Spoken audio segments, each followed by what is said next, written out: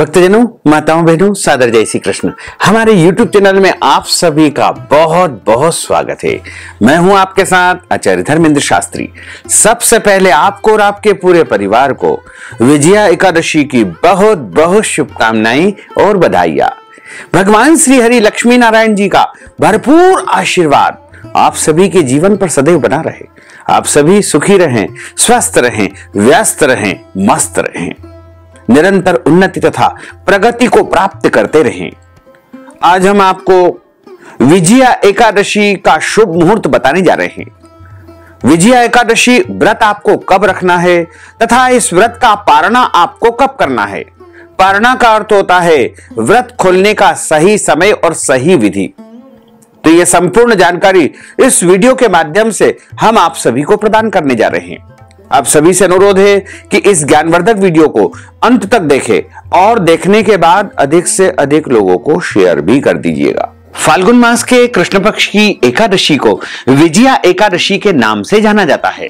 इस बार एकादशी तिथि का प्रारंभ 6 मार्च 2024 बुधवार की सुबह 6:30 से हो जाएगा, जो कि 7 मार्च 2024 गुरुवार की सुबह 4:30 पर एकादशी तिथि समाप्त हो जाएगी।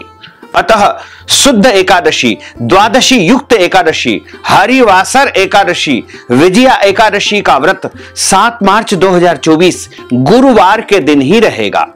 इसी दिन सभी भक्तजनों एवं माताओं बहनों को एकादशी का व्रत रखना होगा तथा इस एकादशी व्रत का पारणा का अर्थ होता है व्रत खोलना।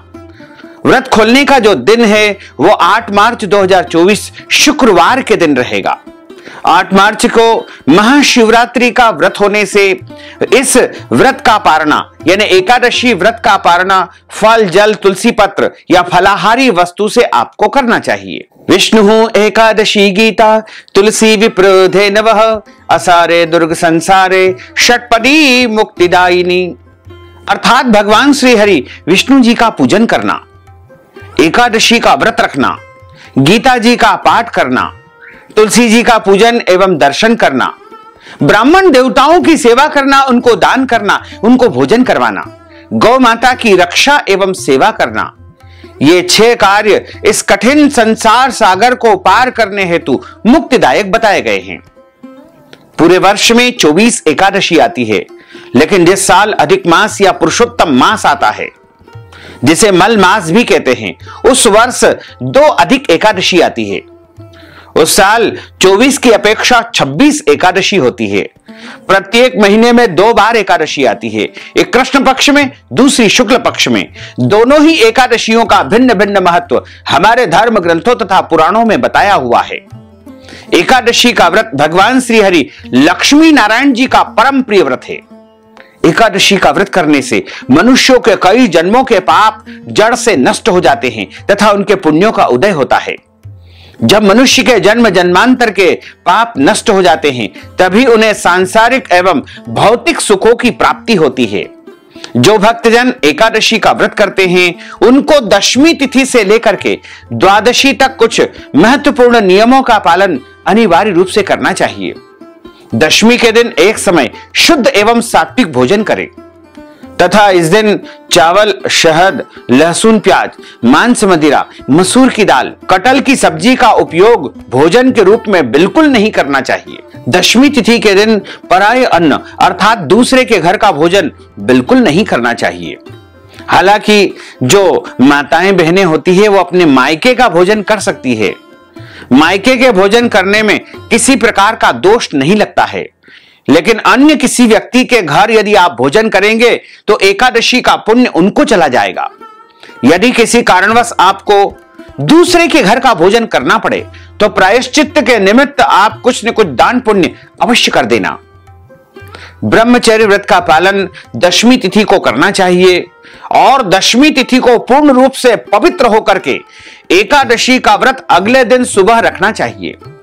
एकादशी के दिन सुबह जल्दी उठ करके स्नान करके पूजा अर्चना करके एकादशी व्रत का संकल्प आपको धारण करना चाहिए। पद्म पुराण के उत्तरखंड के अध्याय 64 में श्लोक नंबर 64 में लिखा हुआ है, पद्म पुराण के उत्तरखंड के अध्याय 64 में श्लोक नंबर 34 में लिखा हुआ है एकादश्यां निराहार स्थित्वाहं परेहनि भोक्ष्यामि पुंडरीकाक्ष शरणं मे भवाच्युत। हे कमल नयन, हे वासुदेव, हे अच्युत, हे जनार्दन, मैं एकादशी के दिन निराहार रह करके दूसरे दिन ही भोजन करूंगा। एकादशी का जब हम व्रत करते हैं तो उसमें संकल्प अवश्य करना चाहिए।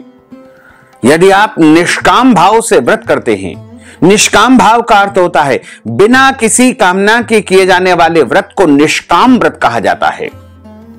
और यदि आप सकाम भाव से व्रत करते हैं, सकाम को जो है बिना किसी कामना के किए जाने वाले व्रत को निष्काम कहा गया है और कामना सहित किए जाने वाले व्रत को सकाम कहा गया है।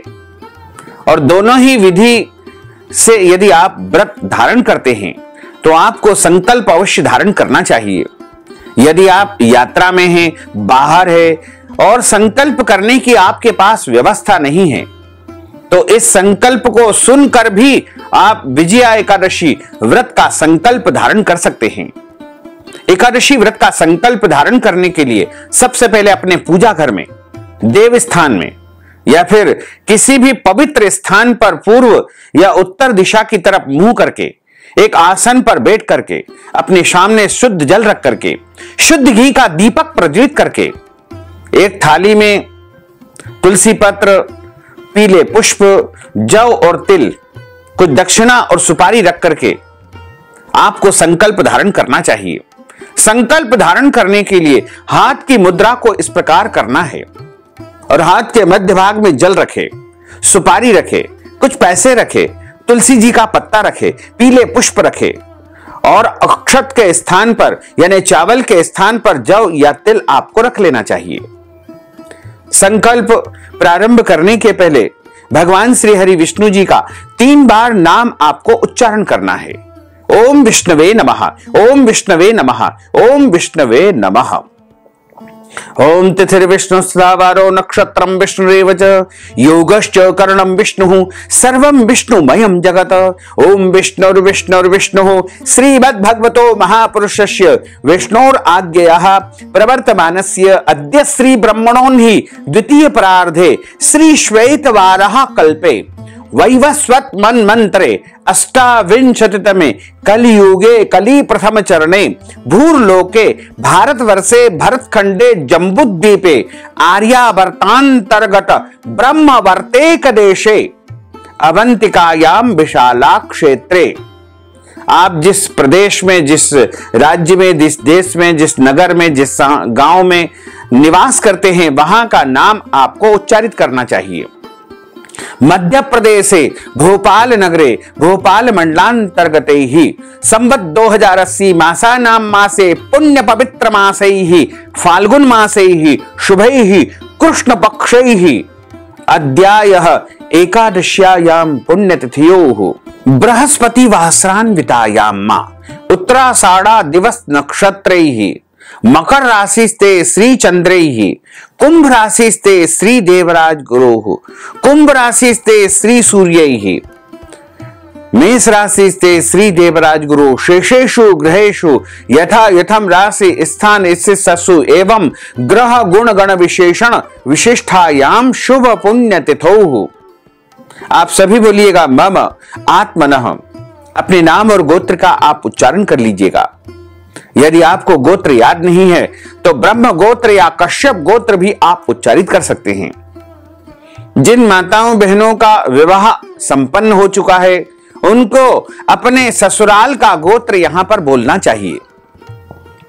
मम सपरिवारस्य सकुटुंबस्य जनानाम आयुः आरोग्य ऐश्वर्या अभिवृद्ध्यर्थम आदिदैविक आदिभौतिक आध्यात्मिक त्रिविध तापोपशमनार्थम वात पित्त कफ जन दोष परिहारार्थम आदित्याद्यावाहित नवग्रह देवताः प्रसन्नार्थम सर्व देवताः प्रसन्नार्थम कुल देवताः प्रसन्नार्थम अप्राप्त लक्ष्मी प्राप्त्यर्थम प्राप्त लक्ष्म्यौश्चिरकाल संरक्षणार्थम सकल मनच्चित कामना संसिद्ध्यर्थम 10 विधि लक्ष्मी प्राप्त्यर्थम बहुविध लक्ष्मी प्राप्त्यर्थम अखंड लक्ष्मी प्राप्त्यर्थम मम ये जन्मनि जन्मांतरे वा सकल दुरितोपशमनार्थम आदि देविक आदि भौतिक आध्यात्मिक त्रिविध तापोपशमनार्थम वात पित्त कफजन दोष परिहारार्थम आदित्याद्यावाहित नवग्रह देवता प्रसन्नार्थम भगवते श्री लक्ष्मी नारायण देवता प्रीत्यर्थंच अद्य दिवसे फाल्गुन मासे कृष्ण पक्षे विजया एकादश्यायाम व्रत कर्माहम करिष्ये। इस प्रकार आपको संकल्प प्रभु को समर्पित करने देना चाहिए। संकल्प करने के बाद हाथ जोड़ करके भगवान से निवेदन करें, प्रभु से प्रार्थना करें, हे प्रभु, हे दीनानाथ, हे दीनबंधु, हे करुणा निधान, आज हम पूरे विधि विधान से सभी नियमों का पालन करते हुए विजया एकादशी का व्रत धारण करने जा रहे हैं। यदि हमारे द्वारा कोई भी त्रुटि हो जाए, गलती हो जाए, तो अबोध बालक जान करके हमें क्षमा अवश्य प्रदान कर देना, क्योंकि भगवान तो करुणा निधान है, कृपा निधान है, दयालु है। आपके द्वारा यदि कोई गलती हो जाती है तो वो आपको क्षमा अवश्य ही प्रदान कर देंगे। इस प्रकार आपका संकल्प हो जाएगा और संकल्प में जो समर्पित वस्तुएं की जाती है उनमें दक्षिणा ब्राह्मण देवता को प्रदान करना चाहिए और अन्य जो वस्तुएं हैं उनको जल में या किसी भी जलाशय में या पवित्र स्थान पर गमले में विसर्जित कर देना चाहिए। एकादशी के दिन संकल्प धारण करने के बाद सूर्य भगवान को अर्घ्य प्रदान करें, माता पिता को, गुरुजनों को, पूज्य पुरुषों को नमन करें, उनको प्रणाम करें, तुलसी जी का पूजन एवं दर्शन करें, गौ माता का पूजन करें तथा इस दिन किसी भी परिस्थिति में एकादशी को अन्न का सेवन नहीं करना चाहिए। इस दिन केवल और केवल फलाहार करना चाहिए। सर्वोत्तम फलाहार गाय का दूध एवं फल ही माने गए हैं। अन्य जो फलाहारी वस्तु है जैसे साबूदाने, मूंगफली दाने और अन्य जो भी शुद्ध और सात्विक फलाहार है उसका उपयोग आप एकादशी के फलाहार में कर सकते हैं। एकादशी के दिन झूठ न बोले, क्रोध न करे, लड़ाई झगड़ा एवं वाद विवाद बिल्कुल न करे। ब्रह्मचर्य व्रत का पालन करना चाहिए। दाढ़ी कटिंग या शेविंग नहीं करवाना चाहिए। किसी का भी अपमान या अनादर न करे। दिन में सोना नहीं चाहिए, रात्रि में जागरण करना चाहिए। यदि किसी कारणवश दिन में आप सो जाते हैं तो स्नान करने के बाद ही आपको शाम का पूजन अर्चन करना चाहिए। और एकादशी का पूजन अर्चन विधि विधान से करके आपके यहां यदि ठाकुर जी का नित्य पूजन अर्चन होता हो, सेवा होती हो, तो उस क्रम से आपको पूजा और सेवा करनी चाहिए। लेकिन आप एकादशी के दिन विशेष रूप से पूजन अर्चन करना चाहते हैं तो पूर्व दिशा में एक चौकी की स्थापना करें, उसके ऊपर पीला अथवा लाल कपड़ा स्थापित करें। मध्य भाग में भगवान राधा कृष्ण, बाल गोपाल जी, शालिग्राम जी या लक्ष्मी नारायण जी की स्थापना करें। उनके सीधे हाथ की तरफ गेहूं की ढेरी रख करके तांबे, मिट्टी या अन्य धातु का कलश स्थापित करके उसमें जल भरे। आम के पत्ते रख करके, नारियल रख करके, कलावा बांध करके कलश की स्थापना करें। सर्वप्रथम गौरी गणेश का पूजन करें, फिर कलश का पूजन करें, फिर भगवान नारायण के स्वरूप का, उनके विग्रह का पूजन अर्चन करें।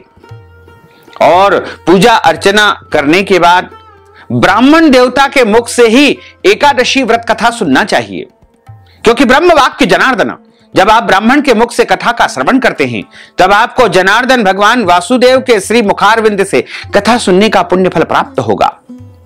और कथा सुनने के बाद ब्राह्मण देवता को यथाशक्ति दान दक्षिणा अवश्य प्रदान करना चाहिए, क्योंकि बिना दक्षिणा के कोई भी कथा का पुण्य प्राप्त नहीं हो पाता है। और अगले दिन ब्राह्मण देवता को व्रत का जब पारणा करते हैं उस समय भोजन करवाने का भी विधान है। व्रत का पारणा अगले दिन ही करना चाहिए। सनातन हिंदू धर्म में मोक्ष को मनुष्य जीवन का लक्ष्य माना जाता है। आत्मा कर्म के अनुसार मनुष्य का जीवन प्राप्त करती है। 84 लाख योनियों में भटकते भटकते कहीं मनुष्य का जन्म प्राप्त होता है और इस जन्म में जिसने सत्कर्म कर लिए, व्रत कर लिए, जप कर लिया, तप कर लिया, तो उसका उद्धार हो जाता है। मनुष्य जीवन का मुख्य उद्देश्य है सत्कर्म करके मोक्ष को प्राप्त करना। हालांकि धर्म, अर्थ, काम, मोक्ष चारों सोपानों को प्राप्त करके अंतिम समय में मोक्ष पद को प्राप्त करना चाहिए। इसलिए मानव जीवन को अन्य योनियों में सबसे अधिक पवित्र और महत्वपूर्ण माना गया है। मोक्ष प्राप्त किए बिना मनुष्य को बार बार इस संसार सागर में आना पड़ता है। पद्म पुराण में मोक्ष की चाह रखने वाले प्राणियों के लिए विजया एकादशी का व्रत रखने का विधान बताया गया है। इस व्रत का मुख्य उद्देश्य पितरों को मुक्ति दिलाना भी है तथा विजय प्राप्ति भी है। यदि आपको किसी कार्य में सफलता नहीं मिल पा रही है, विजय नहीं मिल पा रही है, तो आपको विजया एकादशी का व्रत अवश्य करना चाहिए, क्योंकि प्रभु श्री राम ने विजया एकादशी का व्रत करके ही लंका पर चढ़ाई की थी और रावण का उन्होंने विनाश किया था। विजया एकादशी का व्रत करने से समस्त कार्यों में सफलता एवं विजय की प्राप्ति होती है तथा जीवन में सभी बंधनों से मुक्ति प्राप्त हो जाती है। श्री हरि विष्णु के प्रताप से मनुष्य के पापों का नाश हो जाता है और मनुष्य के जो भी ज्ञात अज्ञात गलत काम होते हैं, पाप कर्म होते हैं, वो नष्ट हो जाते हैं। इसलिए यदि आप एकादशी का व्रत करते हैं तो बहुत अच्छी बात है, और नहीं करते हैं तो भी आपको इस एकादशी का व्रत अवश्य करना चाहिए। विजया एकादशी के दिन अन्य एकादशियों की तरह ही व्रत करने का विधान है। विजया एकादशी से एक दिन पहले यानी दशमी के दिन शुद्ध पवित्र भोजन करें। इस बार दशमी तिथि के सभी नियमों का पालन 6 मार्च को करना है तथा 7 मार्च को एकादशी का व्रत रखना है और 8 मार्च को एकादशी व्रत का पारणा करना है। इस बार एकादशी तिथि को लेकर के कई पंचांगों में मतांतर है, मतभेद है। कुछ पंचांगों में 6 मार्च को एकादशी बताई है, वहीं कई पंचांगों में 7 मार्च को एकादशी बताई गई है। तो हम आपको बता दें कि एकादशी व्रत के विषय में कुछ महत्वपूर्ण निर्णय शास्त्रों में बताए गए हैं। उसमें विष्णु पंचक के नियम के अंतर्गत जो नियम बताए गए हैं उसका पालन सभी को करना चाहिए। एकादशी 2 प्रकार की होती है। पहला प्रकार होता है संपूर्णा, दूसरा प्रकार होता है विद्या। संपूर्ण का अर्थ होता है जिस तिथि में केवल एकादशी ही होती है, अन्य किसी तिथि का उसमें समावेश नहीं होता है या मिश्रण नहीं होता है, उसे संपूर्ण एकादशी कहते हैं। और दूसरा होता है विद्या एकादशी। विद्या एकादशी पुनः 2 प्रकार की होती है। एक होती है पूर्व विद्या, दूसरी होती है पराविद्या। पूर्व विद्या का अर्थ होता है दशमी मिश्रित एकादशी को पूर्व विद्या एकादशी कहते हैं। यानी एकादशी के दिन अरुणोदय काल में सूर्योदय से 1 घंटा 36 मिनट के समय में यदि दशमी का नाम मात्र अंश मात्र भी रह गया है तो ऐसी एकादशी पूर्व विद्या दोष से दोष युक्त होने के कारण वर्जित मानी गई है। यह एकादशी दैत्यों का बल बढ़ाने वाली है और पुण्यों का नाश करने वाली एकादशी है। पद्म पुराण में वर्णन किया गया है कि वासरम दशमी विधम दैत्यानां पुष्टिवर्धनम मदीयम नास्ति संदेहः सत्यम सत्यम पितामह। दशमी मिश्रित एकादशी दैत्यों के बल को बढ़ाने वाली है, इसमें किसी भी प्रकार का कोई संदेह नहीं। और पराविद्या का अर्थ होता है द्वादशी मिश्रित एकादशी को पराविद्या एकादशी कहते हैं। पद्म पुराण में स्पष्ट रूप से लिखा हुआ है कि द्वादशी मिश्रिता ग्राह्य सर्वत्र एकादशी तिथि ही, अर्थात द्वादशी मिश्रित एकादशी सर्वदा ही ग्रहण करने योग्य है। कभी भी दशमी युक्त एकादशी का व्रत किसी को भी नहीं करना चाहिए। सदैव द्वादशी युक्त एकादशी का ही व्रत धारण करना चाहिए, चाहे अगले दिन आपको त्रयोदशी में व्रत का पारणा करना पड़े, लेकिन हमेशा द्वादशी युक्त एकादशी का ही व्रत रखना चाहिए। इसलिए भक्तों को, वैष्णवों को पराविद्या एकादशी का व्रत ही रखना चाहिए। ऐसा व्रत करने से आपकी भक्ति और शक्ति दोनों में वृद्धि होगी। ऐसी एकादशी व्रत का पालन करने से आपको एकादशी का पूरा पूरा पुण्य प्राप्त होगा। दशमी मिश्रित एकादशी से पुण्य का क्षय होता है, एकादशी व्रत के विषय में पद्म पुराण में एक महत्वपूर्ण प्रसंग आता है कि जब भगवान वाराह और हिरण्याक्ष का युद्ध हो रहा था, तब भगवान नारायण के बार बार प्रयास करने पर भी हिरण्याक्ष का वध नहीं हो पा रहा था, अर्थात हिरण्याक्ष को भगवान नहीं मार पा रहे थे। तब ब्रह्मा जी ने उनसे प्रश्न किया कि हे नारायण, आप तो सर्वशक्तिमान हैं और यह दुष्ट असुर आपकी दृष्टि मात्र से ही मृत्यु को प्राप्त हो जाना चाहिए, लेकिन ऐसा क्यों नहीं हो पा रहा है? आप इसको क्यों नहीं मार पा रहे हैं? तब भगवान श्री हरि विष्णु ने कहा कि हे ब्रह्मा जी, देवताओं के द्वारा तो द्वादशी युक्त एकादशी का ही व्रत किया जाता है, लेकिन दैत्यों के गुरु शुक्राचार्य की माया से मोहित होने से कुछ ब्राह्मण देवता दशमी युक्ता एकादशी का व्रत कर रहे हैं, क्योंकि दशमी के दिन दैत्यों की उत्पत्ति हुई थी और एकादशी के दिन देवताओं की उत्पत्ति हुई थी। इसलिए दशमी युक्ता एकादशी का व्रत करने से दैत्यों का बल बढ़ता है और द्वादशी युक्त एकादशी का व्रत करने से देवताओं का बल बढ़ता है। ब्राह्मणों के दशमी विद्या एकादशी का व्रत करने से इस दैत्य की शक्ति में वृद्धि हो रही है और इसका वध नहीं हो पा रहा है। जो मनुष्य दशमी युक्ता एकादशी का व्रत करते हैं, उसके अंदर आसुरी शक्ति बढ़ने लगती है। कलयुग में सब लोग मोहित होकर के दशमी विद्या एकादशी का व्रत करेंगे, इसलिए दुनिया में अशांति बनी रहेगी। जब सीता माता को लक्ष्मण जी वाल्मीकि ऋषि के आश्रम में छोड़ करके आए थे, तब सीता माता ने वाल्मीकि ऋषि से एक बार प्रश्न किया कि हे ऋषिवर, मैंने जीवन में कभी भी कोई गलत कर्म नहीं किया है, पाप कर्म नहीं किया है, अनैतिक कार्य नहीं किया है, सदैव पतिव्रता रही और पति की सेवा की, फिर भी मेरे जीवन में इतने सारे कष्ट क्यों आए?